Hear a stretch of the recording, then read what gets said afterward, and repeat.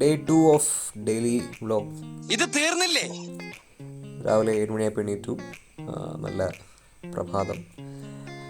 നേരെ അടുക്കളയിൽ പോയി ഐസ് വാട്ടർ ഫേസ് ഡിപ്പിന് വേണ്ടിയിട്ട് വെള്ളം കളക്ട് ചെയ്യുന്നു.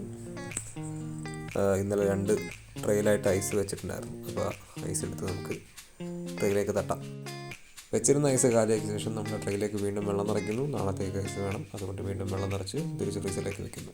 രാവിലെ എണീറ്റൊന്ന് ഐസ് വാട്ടറിൽ ഫേസ് ഡിപ്പ് ചെയ്ത് കഴിയുമ്പോൾ എൻ്റെ സാറേ, പിന്നെ ചുറ്റുള്ളതൊന്നും കാണാൻ പറ്റില്ല. കാല് തൊട്ട് തലവരെ ഒന്ന് തിരുത്ത് ഫുൾ ആക്റ്റീവ് ആവും. ചെയ്തിട്ടില്ലെങ്കിൽ നിങ്ങളൊന്ന് ട്രൈ ചെയ്ത് നോക്കണം. അങ്ങനെ ഒരു 3 വട്ടം മുങ്ങിപ്പൊങ്ങി സ്നാനം ചെയ്തു. അത് കഴിഞ്ഞ് നേരെ പോയി പല്ലങ്ങ് തേച്ചു. അത് കഴിഞ്ഞപ്പോൾ ഞാൻ ജസ്റ്റ് ഒന്ന് ടെറസ് വരെ പോയി. ഇന്നലെ വർക്കൗട്ട് ചെയ്തില്ല, അപ്പോൾ ഇന്നൊന്ന് വർക്കൗട്ട് ചെയ്യാമെന്ന് വെച്ച് പോയതാണ്. നല്ല ഭംഗിയായിരുന്നു രാവിലെ ആകാശവും ആ ലൈറ്റും ഇങ്ങനെ വരുന്നത് കാണാനായിട്ട്. ഇന്നേ വരെ എൻ്റെ വീടിൻ്റെ മണ്ടയ്ക്കൊന്നും ഞാൻ ഇങ്ങനെ ഒരു വ്യൂ കണ്ടിട്ടില്ല. വേറൊന്നും കൊണ്ടല്ല, ഈ സമയത്ത് എണീക്കാറില്ല, എപ്പോഴും 10 മണിയാകുമ്പോൾ എണീക്കുക. അങ്ങനെ ഷടപടയുന്ന ഒരു 10 പുഷപ്പം കടിച്ചു. അത് കഴിഞ്ഞിട്ട് സ്കിപ്പിംഗ് റോപ്പ് അവിടെ ഇരിക്കുന്നതായിട്ട് എൻ്റെ ശ്രദ്ധയിൽപ്പെട്ടു. സ്കിപ്പിംഗ് നല്ലൊരു എക്സസൈസ് ആണെന്ന് ഞാൻ എവിടെയോ കണ്ടിട്ടുണ്ട്. അങ്ങനെ ഞാൻ സ്കിപ്പിംഗ് ആണെന്ന് വിചാരിച്ചു.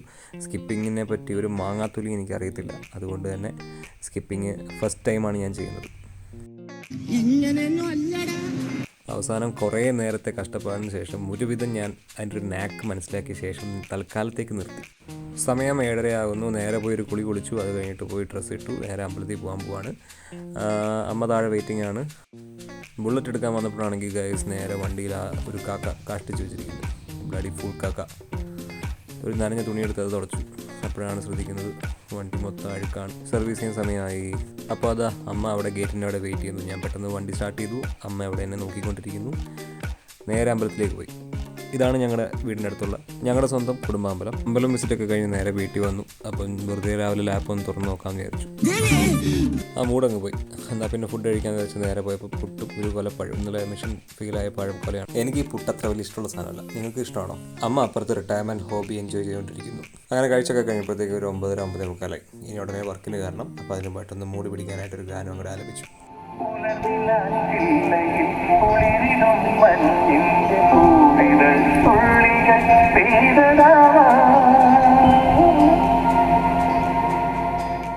പാട്ടിൻ്റെ മൂഡ് അങ്ങനെ പിടിച്ചിരുന്നു പോയി. പക്ഷെ അപ്പോഴാണ് ഞാൻ ആലോചിച്ചത് എനിക്കൊരു കോഴ്സ് കംപ്ലീറ്റ് ചെയ്യാനുണ്ട്. ആ കോഴ്സ് കംപ്ലീറ്റ് ചെയ്യണം ലിങ്ക്ഡിനകത്ത്.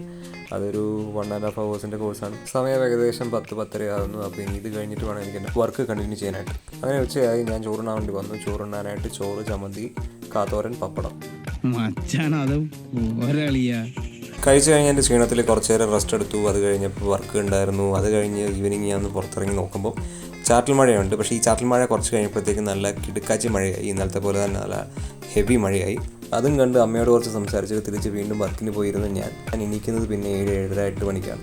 അതും കഴിക്കാൻ എന്താ സ്പെഷ്യൽ എന്ന് ഞാൻ വേണ്ടി വയ്ക്കാൻ വേണ്ടി പോവാണ്.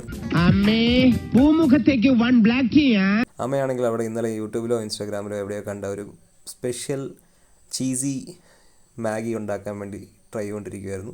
സംഭവം അത്ര അടിപൊളിയൊന്നും അല്ലായിരുന്നു. പക്ഷേ എന്നാലും കിട്ടിയത് കൊണ്ട് ഓണം പോലെ ഞാൻ കഴിച്ചിട്ട് എണീറ്റ് പോയി. അല്ലെങ്കിൽ നാളെ തൊട്ടുള്ള റേഷൻ കട്ടായിരിക്കുമെന്ന് എനിക്കറിയാം.